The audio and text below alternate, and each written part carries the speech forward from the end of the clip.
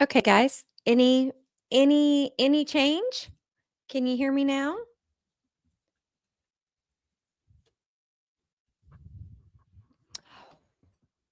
Well, I have not had this happen. Let's see.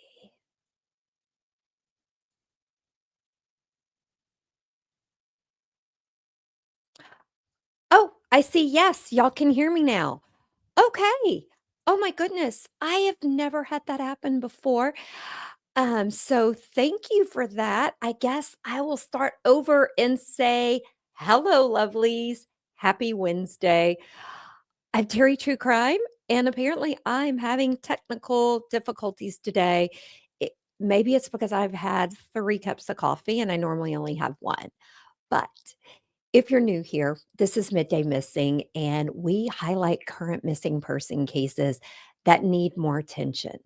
Now, we live stream every Monday and Wednesday at noon Central, 1 p.m. Eastern, unless the beautiful llama is streaming a live trial over on Couch Court. Then we either try to do the show before Couch Court or during lunch. Now, today I am streaming before Llama starts streaming.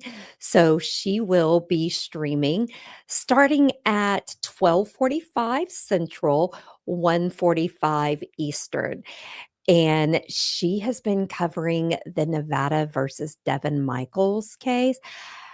And let me tell you, I didn't know a lot about that case. It's it's something. I'm gonna just say that. There's been a couple of days that I was like, "Yeah, that was not the funnest trial to watch." But the case itself is very interesting, and I'm curious to see how it goes because I'm still on the fence. I'm still on the fence. Okay. Now, if you haven't yet, please like this video, subscribe, and hit the notification bell so you don't miss when we go live or we drop a new episode. Now, if you're listening over on the podcast apps, whichever app you prefer, please download, then go and leave us a review and a comment. That is how the algorithm works over on the podcast apps. You doing that helps others find our show. Okay. And guys, it's real important, especially with Midday Missing. These cases need to be told, and we need to show these families that we haven't forgotten them. Okay. And just to tell you, Double H and I are watching the Devil in Disguise John Gacy story. And the other night during commercial, he looked at me and he goes, I hear you talk about missing person cases, and I know that Chase's case has heartbroken you because you've gotten so close with that family. And he goes, until I saw the reenactment that we're seeing on this show, where the mom is standing at the window on Christmas Eve, looking out the window, wondering where her son is. He looked at me and he goes, Terry, she has to do that every night until she gets an answer. And I looked at him. I said, yeah, now you know why some days after researching these cases or talking to the families, I come in your office and I say, can I have a hug? I said, and you know now why sometimes I'm crying? And it's because I stop and think of these families and never having the answers. I have met so many strong family members. I hope and pray if I ever found myself in that situation that I could have some of the strength that they have because I don't know. I'm a strong person. I deal with a lot of medical stuff, but not knowing where my sons, my grandkids, a loved one, not knowing and never having an answer, I don't know. I don't know. And I'm going to stop there before I start ugly crying on camera today. Okay. Now, if you need more of me and Llama when we're not crying, you can always find us doing something on our True Crime and Wine Time YouTube channel. So if you're watching this over on Facebook, I'm going to tell you, you need to come on over to the YouTube. Okay. I didn't do stuff on YouTube. I literally thought YouTube was just for listening to music on until my former podcast host said, let's go to YouTube. And I was like, yeah, you're crazy. But guys, no, you need to come over there. So if you become a member, which you don't have to, you can come over and subscribe. That's free. But if you want to become a member and get more of us, we have several levels, guys. Our first starting at just 99 cents. Okay. As a channel member, you will get exclusive content. Okay. Special emojis. You get happy hours with me and mama and much more depending on the level. I had been asked for some makeup tutorials. I dropped a 30-minute makeup tutorial today for our channel members. And guys, I'm not an expert. I just do what I know works for me, but they asked for it, so I gave it to them. Okay. So if you want more of us, you want to become a channel member because we got lots of stuff going on. Okay. Now, our first case. I could not find tons of information, but wanted to share what I was able to find because, guys, the fact that I couldn't find a whole lot makes it even more important to me that we share these stories. Okay. Now, Calvin Johnny Hunt, who is known as Johnny by his loved ones, was 38 years old when he disappeared on May 29th, 2018. Now, he was last seen in Cleveland, Tennessee area, and he has not been seen or heard from since. Now, on that day, Johnny and his girlfriend Shannon were traveling to visit family and friends. Now, according to Shannon, the two got into a verbal argument while driving. Okay. She claims Johnny asked her to pull over, saying he would find his own ride. Okay. She said she dropped him off at an overlook off of Interstate 75 between the Cleveland and I think it's Ooltewah exits. Now, red flag alert, guys. Okay. This sounds off to me. Okay. And I want to know if he had a cell phone. If he did, where was it last pinged? I need to know. I can see a couple getting into an argument and one of them saying, fine, just drop me off here. I'm going to get out and find my own way. But wouldn't you turn around and go back for him? Wouldn't you? I would. I don't know if everybody would, but I would. But like I said, I couldn't find a lot of information about this. Now, what we do know, Johnny is a male. He is 6'1". He's approximately 200 pounds with brown hair and green eyes. Look at that smile, guys. Look at that smile. I mean, he's got a nice smile, okay? Now, at the time of his disappearance, he had a goatee and a pierced left ear. Now, he wore eyeglasses for reading, kind of like I used to be able to do, and now I have to wear them for the computer. But he also had very distinctive tattoos, okay? Look at the pictures. He had full sleeves on his arms. He had an anarchy symbol on one forearm. He had a pentagram on the other. And he had bones tattooed on the back of his hands and fingers. Guys, his body was his canvas, okay? My younger son's body is his canvas. So no shaming on tattoos, people. Now, he was last seen wearing a white polo shirt. Now, his girlfriend said he had on either tan or navy blue shorts. Shannon, tan or navy blue, that's a big difference to me. So another red flag. I mean, tan and navy blue, that's a big difference. Now, if you wanted to say tan, off-white, khaki colored maybe, but those are two different things. And then he had on a pair of gray tennis shoes. Now, guys, as of now, there have been no significant developments in his case. Now, the TBI, which is the Tennessee Bureau of Investigation, continues to list Johnny as a missing person. But guys, his case is not featured on their website. TBI, I need you to do better. Okay? If you're going to put your number out there and say to contact you, shouldn't you list him on your website? Shouldn't you? Okay. Now, Johnny's family continues to search for answers and maintains a website where you can find some information. That website is johnnyhunt.online. Okay. If you have seen Calvin Johnny Hunt, if you have any information on his whereabouts, if you were near that overlook that his girlfriend said she dropped him off at, and you saw something weird, please contact the Cleveland Police Department at 423-467-7511. Because, guys, nobody just disappears. Okay? They don't just disappear into plain air. Okay? Now, I want to say hello to the chat. It looks like we have Llama here who was nice to let me know she couldn't hear me earlier. And I'm sure Llama in her brain was going, thank God I can't hear Teri's voice again because I hear it way too much. It's okay.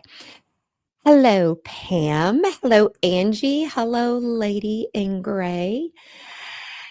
Now, guys, if you have a loved one that's missing, or if you know of someone missing in your area that you see is not getting a lot of attention, or if you want to come and do a live interview with me, contact Amy, our producer, by emailing amy@tcwtmedia.com, or you can contact me or us through any of our social media. Okay.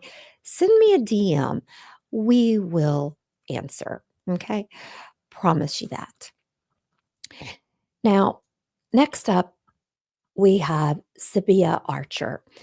Now, this is another case. I couldn't find a lot of information. Once again, makes the little alarm in my head go off and say, Teri, you've got to cover this with what little you have. And if a family member would reach out to me on any of these cases, I would love to get more information and come back and share that information. Okay. Now, on May 18th, 2017, 46-year-old Sebia Lorraine Archer, who also went by the name Sheba Daniels at times, vanished from Johnson City, Tennessee. And once again, no one has seen or heard from her since. Now, the evening of May 18th, Sebia, she was living with her cousin Mike Hensley at the time, and the two had made dinner plans. Okay. Now, at 8:25, she had texted him saying she was making supper. Now, Mike, like most people I know, when they get a text like that, would reply saying, Yum, I'm hungry. Okay. Now, Sebia texted back to him and said, Hey, I'm headed to the gas station. I'll be right back home for us to have dinner. Guys, she never came back to have dinner with her cousin. Okay. Now, surveillance and witness accounts place her at the Shell gas station at the corner of Cherokee Road and Southwest Avenue, which is just a short distance from her home. They said she was seen around 8:30 p.m. Now, a witness said Sebia left the station and got into a multicolored sedan that was driven by a slender African American male. Now, that man and that vehicle have never been identified. And the witness said Sebia did not seem or appear to be any distress at the time. Guys, that scares me, okay? That nobody has come forward. Now, when Sebia didn't come home, okay, Mike tried calling and texting her. He tried this over the next several days. Still no response. Then, in early June 2017, she was reported missing. Now, I couldn't find anything as to why was there a gap in time. Maybe she was used to ducking out for a couple of days. I couldn't find that. Now, Sebia is described as a white female, 5 foot tall, weighing 148 pounds with blonde hair and blue eyes. Her loved ones say it is completely out of character for her to leave like this for days without telling anyone. They also said they do not believe she would have willingly gotten into a car with someone she didn't know. But guys, if she knew this person, why hasn't he come forward? Why? I don't know, but it's been years. The family is still searching for answers. If you have any information about the disappearance of Sebia, also known as Sheba Lorraine Archer, please contact the Johnson City Police Department at 423 434 6166. Guys, people do not just disappear, okay? They don't. Now, instead of tips or story today, we have an extra case. Now, this case was sent in to us by one of our team members, the lovely Lady in Gray. So glad you're here in the chat. Sebia was, let me go back and look because, I have ADD brain. I want to say she was 46. Yes, she was 46 years old. Now, this case that the wonderful Lady in Gray sent to me, Lady in Gray, you made me rage. You made me yell. You made me have a lot of not so nice things to say. Okay. But I appreciate you sharing this story with me because I had not heard of it. And I believe you may have went to school with this person. So before I get into it, I first want to say I am sorry that you know somebody personally who tragically has gone missing. Now let's get into the case. In July 2017, 53-year-old Lisa Marie Mazza Cloyd vanished from her home in Telford, Tennessee, leaving behind two heartbroken children, Chris and Wendy, and a family still searching for answers 8 years later. Today, Lisa would be 61 years old. Guys, Lisa was a devoted mother and grandmother, and she loved the color purple. I don't think she was crazy about purple like I am about pink, but she loved the color purple. And I love that because my mom, Mama Bear, loved the color purple. Now, Lisa's children describe her as warm, loving, and deeply family oriented.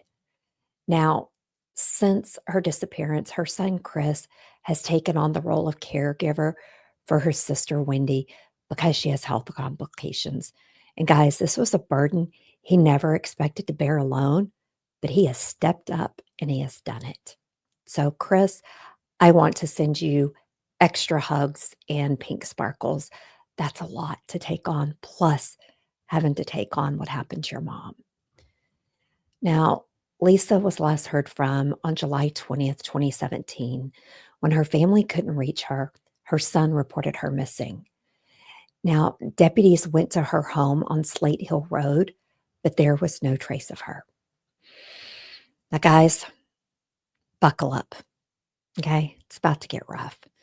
Now, at the time, Lisa's husband, Curtis Lee Cloud, who had a violent criminal history, including multiple assault charges against Lisa. Okay. Now, days after she was reported missing, tragedy struck again. Okay. Curtis became the subject of a 6-hour SWAT standoff after shots were fired at a vacant home on Miller Road, which was owned by his mother. Now, when officers arrived, Curtis was seen sitting in the doorway. As soon as he noticed law enforcement, he went inside and he slammed the door shut. Now, negotiators tried repeatedly to talk him out, get him to talk with them. They even used a police robot and tear gas, but Curtis refused to cooperate. Now, around 3 p.m., the SWAT team forced entry and they found Curtis dead from a self-inflicted gunshot wound. Now, inside the home, investigators also discovered a 5.5 to 6 page handwritten letter described by police as rambling and difficult to interpret, and it offered no clear answers. Only one chilling line about Lisa have they shared, and it said, "She's just gone." Now, despite extensive searches of the family home and nearby waterways, no sign of Lisa has ever been found. Now, authorities have not ruled out foul play, okay? And Lisa's loved ones continue to seek justice and closure.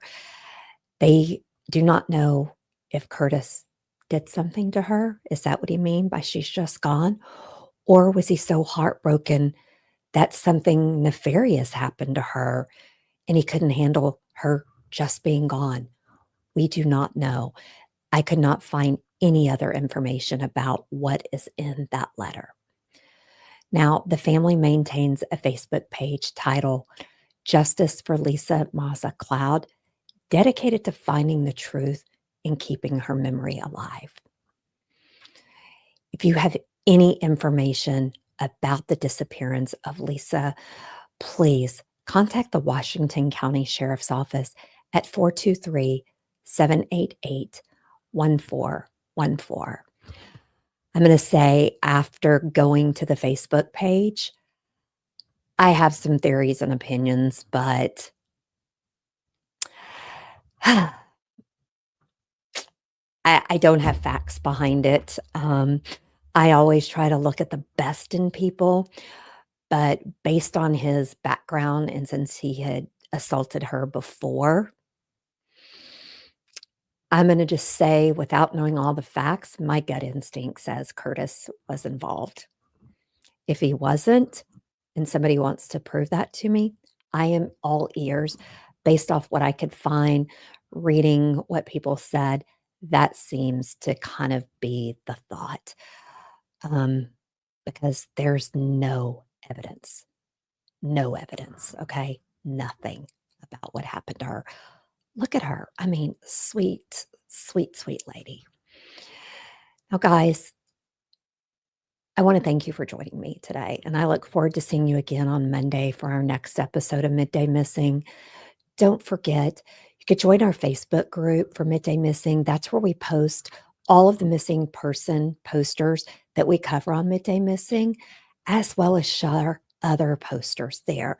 So if you don't want to reach out to me directly, but you know if somebody, share their poster on our page, we will go and validate it and we will add them to our list, okay? We also now are posting all of the missing person posters on my Teri True Crime socials so that you can share even if you're not on Facebook, okay? Now, if you want more of me, our channel, go join our social media platforms. We're on the Facebook. We're on the Insta. We're on the Twitter X. We are, of course, on YouTube. We're over us on the TikTok. I just learned that, and I like the TikTok. I like that. I do a lot of stuff on socials. Our beautiful llama doesn't, but guess what, guys? In the new year, we will be posting stuff on llama's behalf. Okay. Now, also, okay, if you want to see all of our shows, you got to come over to YouTube and see it. Okay. We don't do everything on the Facebook. So you need to come over there. Now, this Thursday on True Crime and Wine Time at 8 p.m. Eastern, 7 p.m. Central Time, we are diving deep this week, okay, into a case that is crazy. And we are going to be pairing it with wine, okay, because it's a hard case. We're going to be covering Bajork Stalker, the haunting story of Ricardo Lopez. Guys, I mean, just look at the thumbnail for the show. Just look at it. Just look at it. It's terrifying, and we need to share the story. It's important to share. Now, For those who are a Lovely's channel level or higher, Dearest Mother's Darkest Secrets is returning. And for the first time ever, you will get access to the behind the scenes recording sessions. You are going to get me raw, emotional, unedited. Okay. You're going to get to see some rage, probably some tears, commentary that will not be for the general public. Okay. You're going to get to see the real process behind each story as I dive deep into the cases. And guys, these cases test the boundaries of love, faith, and madness. Okay. Like I said, these are not going to be the polished public episodes. You're going to get to be there while I am recording it, making mistakes, flubbing things up. You never know what's going to happen. Okay. You're going to get to see a lot of intimate, vulnerable moments because I can tell you when I was recording season 1 of these, I had to record them over and over because it's a lot. Okay. They're a lot. So, guys, this Friday, you can join me if you're a Lovelies or higher for season 2 behind the scenes recording at 10 a.m. Central. The public will not see these. Okay. And when they see these, they will be polished and all put together. They're not going to see these until the spring of 2026. So I'm going to say become a Lovelies now or higher if you can. And come on over and become the part of the story with me because, guys, these secrets are dark. Okay. Now, for all of our channel members, we will have our November member appreciation stream next Monday, November 17th. This is the stream where Lum and I get together to show our love to you guys, our channel members. Okay. You guys are the ones that help us keep doing this. Okay. So we couldn't do this without you. And during that members appreciation stream, we got giveaways. Okay. And sometimes we have sneak peeks. Also, we give insider information that we don't give to anyone else. Okay. You get to know before others. Sometimes even before our team does. That's right. Sometimes we tell you before we tell them. So, guys, if you're a channel member, be sure to mark your calendar so that you don't miss out. If you're not a channel member, I would consider becoming one. Like I said, we've got multiple levels. There's a lot of perks. We are perky perks, okay? Perky perks. Now, I wanted to just let you guys know we are fast approaching the holidays. I think I saw Miss Sammy here in the chat. Y'all, she's already decked out for Christmas. Okay. Already decked out for Christmas. And if she lived closer to me, I would be paying her to come deck out my house. Since I'm going to be having surgery, I'm not sure I'm going to get my house completely decked out. But before Christmas, we have Thanksgiving. Now, the channel is taking the week off for Thanksgiving, except for a few specials and episodes. Midday Missing will not happen. True Crime and Wine Time. There will be no court. Okay. Now, one of the specials that we are going to drop is a Midday Missing special. So on Wednesday, November 26th, we are going to be dropping my interview with Eric, who is the founder and president of Angels, Voices, Silenced No More. He's going to share what his organization does for the missing. He's also going to share with us his personal journey of being someone who has someone missing. You're not going to want to miss it. Okay. So make sure you have those notifications set so that you don't miss it. I believe it's dropping at 7 p.m. that night. Okay. Now, Midday Missing will air its final show of the year on Monday, December 1st. So I will be here all next week. We will not be here the week of Thanksgiving. Then on Monday, December 1st, will be the last Midday Missing for the year. And because it's our last one, I'm going to cover 4 cases. 4 cases. Okay. And then we'll be back in the new year with all new cases. We are taking the time off from Midday Missing and True Crime and Wine Time in December because the team will still be working hard behind the scenes. These shows take a lot of research to put together because Lama and I are very, very critical about us getting the facts right. And to do that, it means it takes a lot of research and a lot of work. So we are going to take off the month of December and January for True Crime and Wine Time. Midday Missing will be back in January. But so just know that all of that is happening. Okay, guys? Now, as always, lovelies, I want you all to please stay safe. Okay. I also want you all to go to your social medias. Everybody's got at least one social media channel, except for Llama. Go and share the posters for our cases today. These families are coming up on the holidays. They don't get to share it with their loved ones because they still do not know where they are. Okay. By doing that, we can help get their story out, and just maybe a tip will come in that will help them bring their loved ones home. Okay, guys? So I will see you tomorrow night on True Crime and Wine Time. Don't forget, Llama will be going live on the channel with Couch Court with Llama in roughly 10 minutes. So, bye, guys. Take care.